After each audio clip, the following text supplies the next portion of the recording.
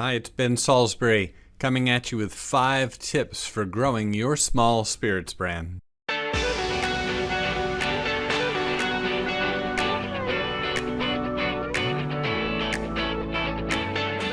According to the American Craft Spirits Association, there were 2,300 craft distilleries in the U.S. And if you own a craft distillery, you are beginning to see what you're up against. It's a real David and Goliath story out there. The biggest brands in whatever category you're competing in have enormous budgets, massive pull with distributors and their own sales team, and budgets for advertising, etc. Just like the story in the Bible of David and Goliath, this is totally winnable for the small producer if you know what you're doing. And you got to be careful who you're listening to. So the first of my 5 tips is you have to be able to control your own destiny. I can't overemphasize how important this is. And every day I see small distillery owners relying very, very much on people outside of their enterprise, and this is just not wise. Some of the people that you have to be careful about relying too much on are your distributors, especially when it comes to going out and selling stuff for you. I have a great video about the role of the distributor. I'll put a link in the description. You must check this out. It's only 10 minutes, but it could save you a lot of aggravation and sleepless nights. You also have to beware of relying too much on ad agencies, brokers, any kind of outside entities for your success. You need to be able to control this yourself by not relying too much on others. Another part of controlling your own destiny is focus on getting traction in your home market, starting with your own distillery, your own tasting area, your own facility, and then the local bars, restaurants, consumers, etc. around in your home market. It's so important to have a success story to take with you when you go to the next market or the next state. Don't think that more states equals more sales.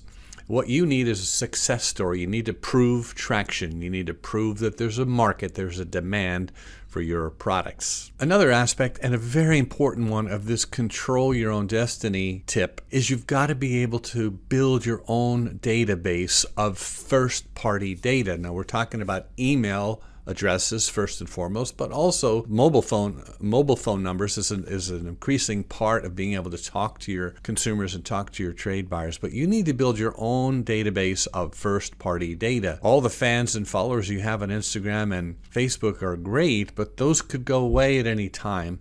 And not to mention, you need to be able to speak directly to your consumers and directly to the trade buyers. So you've got to elevate email marketing to the very top tier of your sales strategy. Now, there's a learning curve here. I have a lot of resources to share with you about how to do this well, but it starts with this mindset that building and collecting data on your customers and trade buyers is something you must take responsibility for, and you must work at it, invest time and money in it. Now, if you're not already using a functional CRM like Salesforce or HubSpot, I strongly encourage you to look into that. Both of those tools have free versions, and there's plenty of other great versions of CRM, but you need to be able to go after that first-party data, store it, and then know what to do with it after you get it.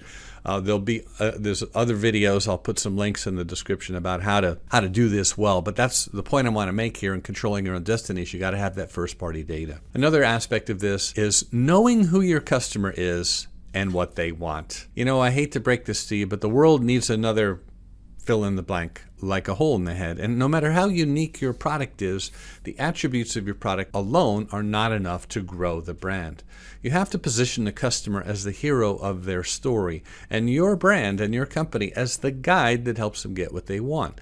So this requires you to know who your customer is. Who is your target audience for the products you're producing? And what do they want? When you nail that down, the next step is all about getting the messaging right. The messaging in your email marketing, the messaging in your social feeds, the messaging on your website. If you speak to customers, your ideal customer, in the way they want to be spoken to, giving them the things that they want, this is a powerful way to draw them to you. You have an advantage even though you're small, and that is if you know how to speak directly to consumers, you already have a leg up on some of the much larger competitors who are so busy, focusing on getting the distributor to do things, etc. So this is just really an important piece of the controlling your own destiny is knowing your customer, knowing what they want, and getting that messaging right. And the last piece of this control your own destiny is practice inbound marketing. There's too much outbound stuff going on in the craft spirits world. Blasting out your messages, putting stuff out on social media that's just all about your brand, all about your packaging. Me, the focus is on me. Anything that is uninvited and unwelcome is considered to be outbound advertising. Most advertising falls in this category. What you need to practice is an inbound strategy. Learn how to draw people to you. This is a function of lead generation, search engine optimization, and just having a website that's really easy to navigate. This is all important parts of inbound marketing. I have other resources. I'll put links in the description that help you get started on the journey of inbound marketing. But this is a very, very important part of controlling your own destiny. Now, my second tip is optimize your website for direct-to-consumer sales. Now, for spirits, this is a complex piece with several facets to it, but others have figured this out, and you can too. So let's just break down a few of the components here. First of all, there are 6 states that allow consumers to log onto your website, place an order for your spirit, and have it shipped to their home. I'll put those 6 states up here on the screen. But this is not the only aspect of direct-to-consumer sales. There are several other aspects. One is using package stores to fulfill orders that you are taking on your website. Your website has to be able to do multiple things. When a consumer visits and they want to purchase one of your products, there are actually several ways they can purchase it.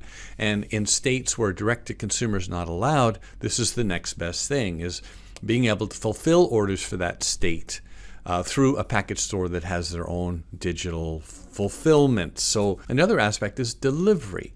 If you have products in distribution in a particular state, you can use the DTC efforts of your website to point people to get the product that they want fulfilled via delivery service, something like Drizzly. So your website needs to accommodate all of these things. And then the last piece of this is the store locator. If you have distribution in your home market or in several states, it really is worth the money to have a store locator. So when somebody really wants to get their hands on a bottle of your spirits, they've got several ways to do it. You need to make it as easy as possible for them to place an order for your spirits. This is huge. Another aspect of optimizing your website for DTC sales is your website needs to be mobile friendly. You should be looking at your website, look at your own website on your phone and navigate around in there.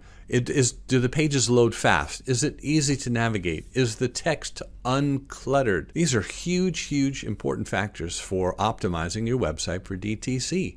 Most people are just going to bounce if the experience is too clunky and the pages are loading too slowly. So fast, simple loading, simple design, mobile friendly, that is huge. You know, when it comes to DTC sales, it's all about the shopping experience. You've got to have a seamless, fluid shopping experience for the people who might want to buy a product from you. This is such an important aspect. It gets overlooked. A lot of times people step over the DTC optimization, thinking, oh, if I just land a distributor, they'll do all this selling for me. I'm here to tell you that you need to prioritize your DTC optimization above anything before you try to venture out into the 3-tier world.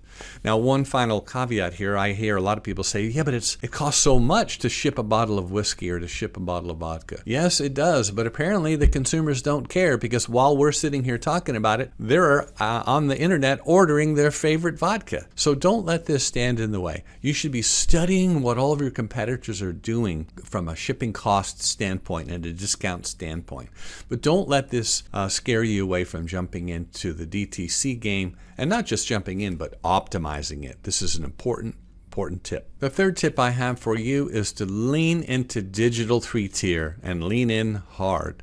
If you're a small distillery and you don't have a lot of distribution in a lot of states, this is actually good news for you. Before you waste a lot of time and money trying to find a brick and mortar distributor to take you on, you really should take a serious look at LibDib.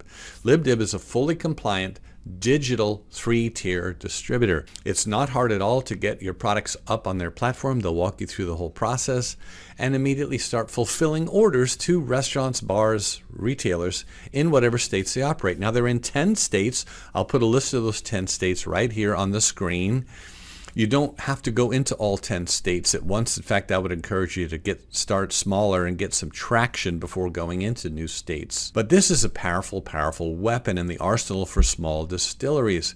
It's shocking to me how many people still aren't taking advantage of this. Now, hundreds are for sure, but it's easy enough for you to join them. As I mentioned in point 1, you have to be able to control your own destiny, and so you also do when you get your product set up on LibDib. You need to generate your own demand. You need to collect your first-party data, your email addresses. You need to be able to drive traffic to your own pages of the LibDib platform. But this is such a wonderful mechanism that didn't even exist 5 years ago, that small distilleries can take advantage of. Now, you ought to look at this as a stepping stone to the future when you've built up enough distribution and enough demand where you're ready for, the full treatment of a traditional brick and mortar distributor, where they're holding more of your product in inventory, they're delivering product on their trucks, and perhaps even their salespeople helping to facilitate the leads that you generate. You're not going to be on LibDib forever, and they'll tell you that. They'll tell you that it is a stepping stone to a larger future, but what a wonderful and powerful stepping stone it is. So check it out. My 4th tip is to explore Spirits Direct deals. It's shocking to me how few people know about this, or they know about it, but they don't know how to do it, or they know about it and didn't realize they could do it. This is such an important part of the building of the brand for a small distillery. The way Spirits Direct deals work is you approach a major retailer, typically a chain or a very, very high volume retailer. You approach them and say you'd like to enter into a Spirits Direct relationship. They know what this means. They know all about it. They love this idea because they'll use their clearing distributor to legally bring your products into their stores.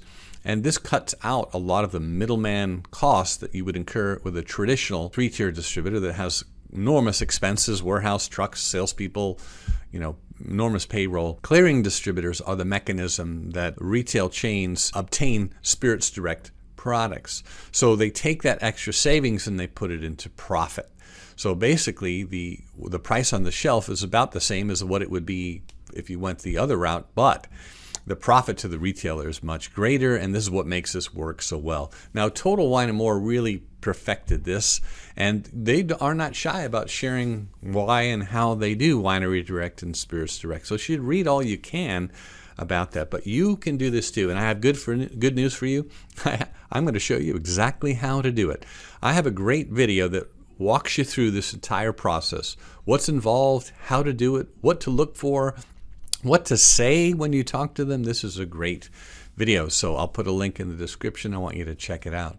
But this can be a huge revenue generator for you. One thing to keep in mind, if you already have a traditional 3-tier distributor in a particular state, this eliminates the ability to do Spirits Direct. So the time to deploy this strategy is before you assign a 3-tier distributor. So let's say you want to go into Texas or Florida or Illinois. There are big retail chains, you could probably guess who I'm talking about, that do these Spirits Direct deals. And so you really need to learn how to do this and explore it. It could be a game changer from a revenue standpoint. And once again, this is often a stepping stone. You could do these Spirits Direct relationships with a major retailer in a major state, let it roll for 2 or 3 years, get your revenue up, and then you can go into, they will release you into the broader market, but that could take a few years. But in the meantime, you've got some nice revenue coming in, profitable, consistent revenue. And I'll just say one final thing. You do not need to lower your price to enter into this deal. The retailer is going to make a much fatter profit margin because the costs in the middle are taken out. So you don't need to lower your price to enter into one of these deals. So beware of that. This could be a very profitable way for you to make lots of revenue. Okay, my 5th tip, and this is going to cause some controversy, I'm sure, but that's okay. I'm just going to put it out there. You need to avoid or minimize the things that cannot be scaled. Our industry is so grounded in the physical product, being able to take the top off, pour a taste, and sit there and talk about it with the buyer. This is certainly the very best way to sell.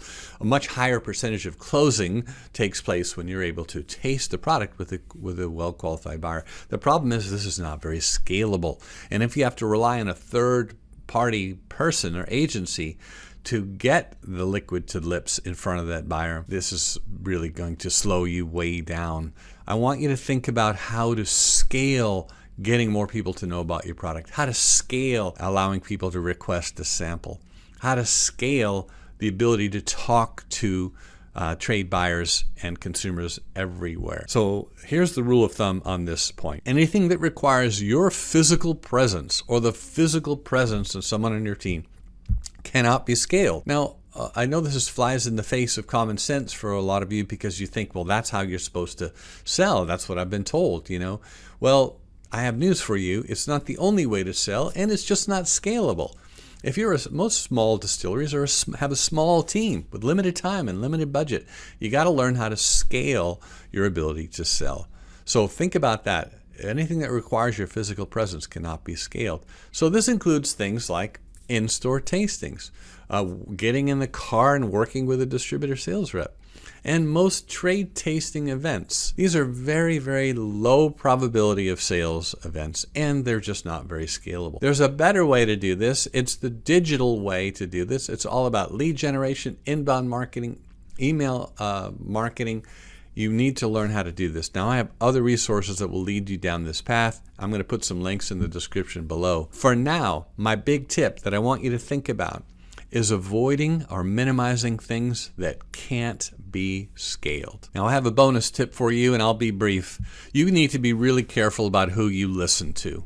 This industry is full of people who have had enormous success 10 years ago, 15 years ago, 20 years ago. Well, I have news for you. Things have changed dramatically in just the last 5 years. And if you run into anyone whose strategy looks today like it did 5 or 6 years ago, you're in trouble. You're going to get left behind. So be very careful about who you're listening to. Hey, we all need a mentor. I've certainly had mentors in my business. I'm 8 years on my own as a consultant, 8 years as a business owner. I've had a lot of help. I didn't get there by myself.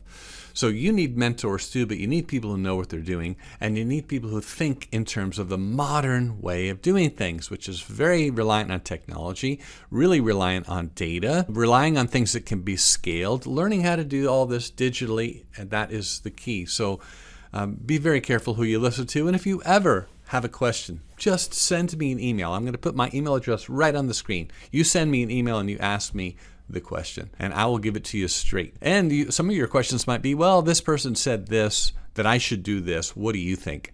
It's always nice to have a second opinion, and I am happy to help. So there you have it, my tips for growing your small spirits brand. But I want to invite you to take this further. I want you to explore my new group coaching program called Wine Sales Stimulator. I know it says wine, but literally half of our members are small spirits brands. So don't let the wine name fool you. But I'm going to put a link in the description. I want you to check it out. Just go to the website, scroll up and down, read about it. There's a great training video in there you can watch for free. But if you really want to, if you're serious about growing your sales and you're serious about the David and Goliath story where you are David and you're going to kick butt, I can show you how to do that. And this program is perfect. It strikes the right balance between expert consulting and training and education at a very affordable price. So check it out. I hope to see you soon.